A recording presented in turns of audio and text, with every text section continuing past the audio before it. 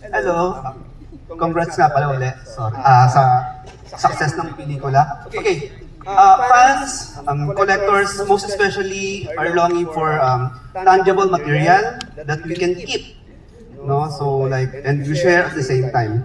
But dito pa lang po, malaking pasalamat na namin sa pelikula. Will the film be produced in physical format like DVD or CD? For the collectors? I mean, there's a demand. We could look into it. For now, this is really available only in cinemas. So, any ideas beyond that has not yet been discussed. Pero we'll keep it in mind. Thank you. In other words, pag kumita, sure, why not? Hi. The film is mostly in English. Can you talk about the process of coming to a decision about the language that you use in the film? Magandang tanong yan. I think hindi naman siya specific decision na, oh, we'll do this in English. I think it just so happened na the questions that we formulated parang were asked and it was, the interviewees responded in English, in Taglish. So it was a mix of both. Ikaw, Ellie, you were the interviewee. Yeah, Philbert, if you meant na parang is it deliberate para sa international audiences, is that what you meant? Or no? Just curious about the language. Just curious, personally, I'm more comfortable talaga speaking in English kasi mas parang marami akong words na alam doon. And I think similar din with the other guys and the other interviewees, I think. So it's all organic. No one was parang told, oh, you should speak this or you should speak that. All right, thank you. For our next question. First of all, I would like to congrats kay Direk and for the entire team for this film. Kasi pero as a Eraserheads fan, so parang it's very, I'm kinakabahan. I'm very happy for this film. So my first question po for Direk is, since you previously shared na may different cuts yung film, may mga na-cut po ba or na-add in the final cut? And for Sir Ellie po, na-imagine niyo po ba na magkakaroon ng docu yung band niyo? Thank you po. Thank you for that question. Yes. I had a lot of footages and scenes that I really wanted to keep, that I fell in love with. But at the end of the day, I had to serve the story and the through line and the film. So I was more committed to that. So I really needed to, with the help of our editors, si Chuck, also we went through a lot of sleepless nights debating on which scenes get to make it in the film and which scenes need to let go. And yeah. All right. I think we have more time. Yes. Ellie, Sir Ellie, I'm so sorry about that. Ano nga ulit yung question? Sorry. Can you imagine? Na-imagine niyo po ba na gagawa ng documentary yung banda niyo? Not until an Ariflex was sitting in front of us that I realized now, oh, this is different. This is going to be something big, something special. That I realized nga na magkakaroon ng documentary. Was that able to answer the question? Thank you so much. I think we have another question from that area. Ayan po. Direct, yung pagkaka-treatment mo, no, it feels like barkada yung naramdaman ko nung after ko siya mapanood. Pero my question is, initiative niyo ba na skip yung wanted wanted girlfriend era ni Ellie kasi yun yung for me, na yun yung solo. Wanted yung bed lalo siyang spacer. solo. Wanted bed spacer. Oh, wanted bed space. I'm sorry for that. Maghanap tuloy ng girlfriend. Wala sa oras. So narrative po. If it was a decision, I think when he did the Wanted Bed Spacer album, he was still with the Eraserheads. So it wasn't, it didn't happen after the breakup. So I think that was just a side project. So no, I didn't think of including it kasi hindi siya actually part of yung sa breakup. It happened during the Eraserheads. And the rest of the band knew that he was doing this album, and I think there was support naman. So, yeah. Thank you. Thank you so much. I think we have time for one last question. Okay po, meron tayo doon.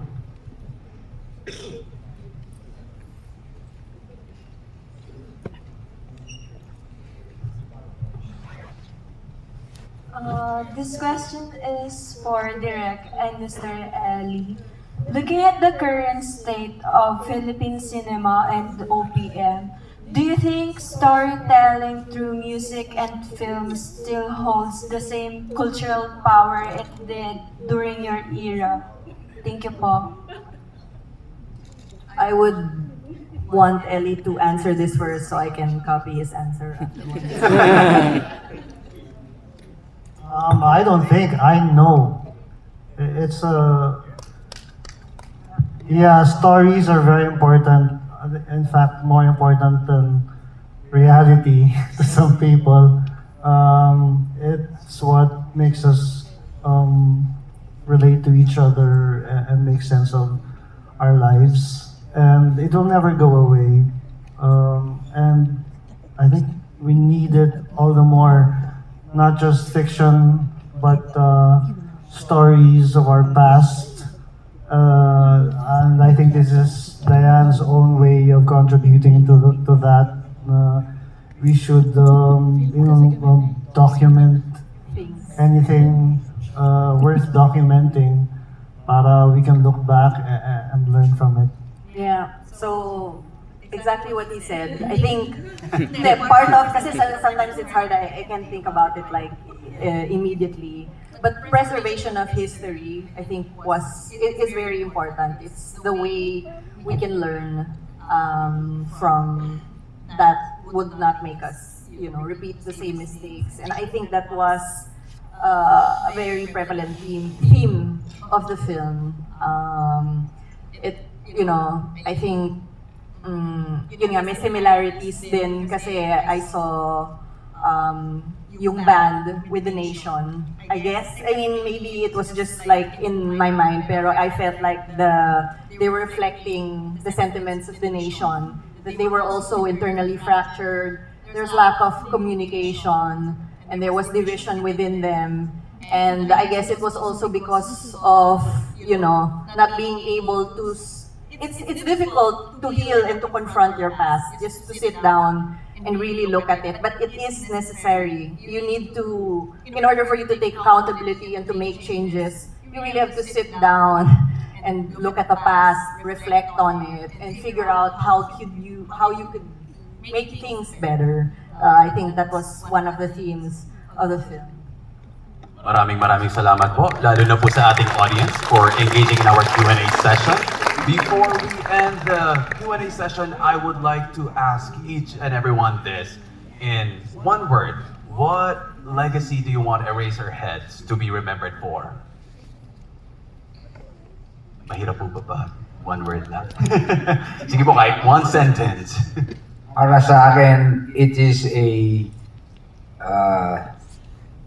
springboard for healing. Yun ang para sa akin. Nag-heal and reconcile and move on. Maraming salamat, Sir Francis. Napakagandang salita. For me as a fan, when I heard my favorite song, Para sa Masa, there was a line there, and I knew what I needed to know about them. And I'm very happy that up to this point that they're releasing this documentary, they've played their part so well, and I hope they continue to do so. Maraming salamat, Sir Rico. Miss Dayan. Hirap ng one word. Sige po, kahit one sentence tayo. I think redemption and second chances. Kasi we live at a time where, you know, fractured society where anyone that holds an opinion that doesn't align with ours, we immediately try to cancel them. We don't try to listen. So I think yung one of the things take away from the film is yun nga, there is a possibility for healing, but it's difficult to go there and it takes hard work. But I think if you have the willingness to listen, to empathize, and to try to understand, redemption and second chances is there for all.